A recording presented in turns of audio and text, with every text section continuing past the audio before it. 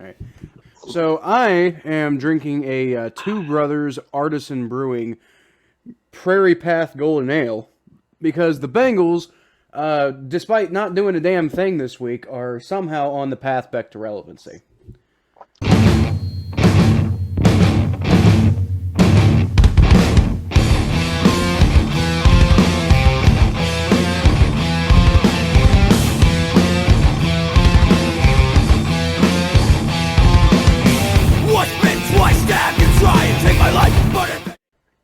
Prairie They were never Path. out of they were never out of relevancy. Like this is the shit that I was talking about. Like this whole like people in the NFL, people overreact to football. Well, Like that's people, I don't disagree with that. The main thing that I was saying was, the Bengals, like, two really bad games in a row had them kind of like in the position where like they needed like they no longer controlled their own destiny when it comes to the playoffs. They had to they were going to need to win a lot and also get a decent amount of help from the rest of the NFL. Now the nice thing is they that got that that help this week. The honestly Browns though, the Browns lost. The uh, Ravens lost. We watched the Ravens lose. That was actually awesome. Unfortunately, we didn't finish streaming that game because you wanted to go do some work. But that would have been a fun game to shit. finish because the Dolphins ended up pulling that game off.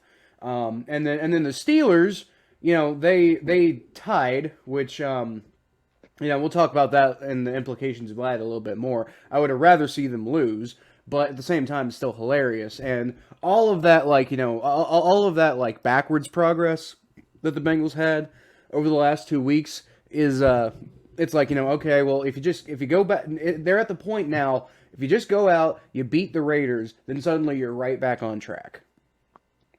I don't Because it was looking like we were understand. going to need a few good weeks in a row to get back on track, but now it's just like go win one game, you're right back on track. No, I mean like just go out there and win. See, like that's the whole thing. See, like, and then so like we getting these terms, we getting these terminologies, right? So like art, so you like we say stuff, and like these are terms that you hear around the NFL. Like, oh yeah, this 5-4 team don't control their own destiny because they got so many teams. No, just go out there and win some damn games, and you'll be fine. Like in reality, like it's like no, it's not that simple. No, it's literally that simple. Go out there and win some damn games, Well, and then it's you'll be actually fine. it's actually it actually really honestly isn't that simple because I mean maybe you can be happy about momentum or whatever, but at the same time, at the end of the day, if if the Bengals were to win out right now, but Yeah. all the other playoff seeds were to also win out, then the Bengals would not end up making the playoffs. And Now, so it's like, yeah, what you what can are go the out and win chances some of that games, but happen it's not. though? Well, okay, there's not a lot, but at the same time, what's the chances of the Bengals winning out? It's not very No, high. no. I mean, like what I'm saying is like the season's barely halfway over, and so that like this is the type of stuff I be getting at. Is like, all right, so like say the Bengals lose like 2 games for the rest of their season, and I bet you any kind of money. I bet you any kind of money without knowing what anybody else does. If the Bengals only lose 2 games for the rest of the season, they will make the playoffs. I'm like, Okay, it's just that's that's fantastic, Thomas. But I haven't been in this position for like four it's years. literally that I haven't got simple. to talk about the playoff race. Honestly, I started covering the Cincinnati Bengals kind of like Probably the same thing in the semi-professionally Browns. in 2016.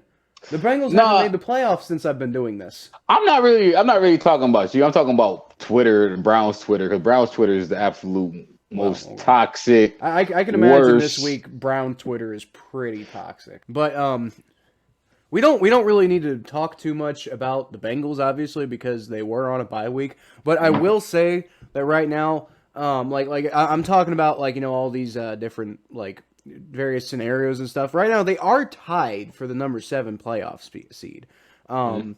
They got really lucky over the bye week because like I said, the Browns lost, the Ravens lost, the Steelers tied with the You Lions, suck, Pittsburgh. Like, and look, at least look. I would take a loss against the Patriots over a tie with the Lions anytime, anytime. Give me that.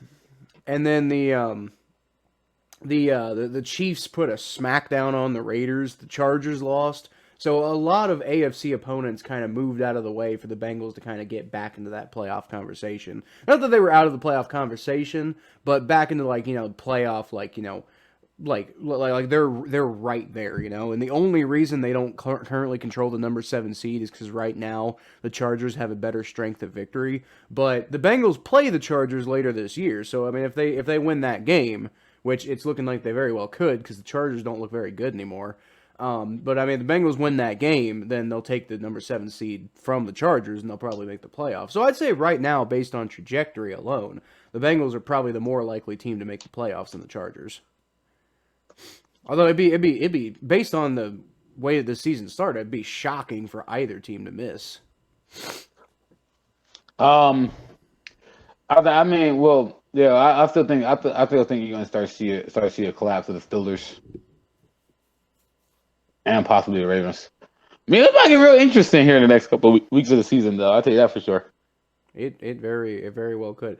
It'll be fine.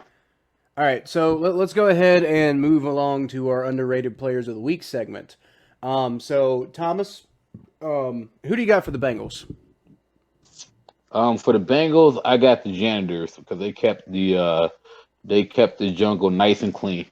That is a good point. Shout out to the janitors. I'm gonna go with my underrated player of the week is gonna be Marissa Contepelli, who is constantly putting out good, interesting Bengals content on social media, keeping us interested when nothing else is happening. Shout out to you, Marissa.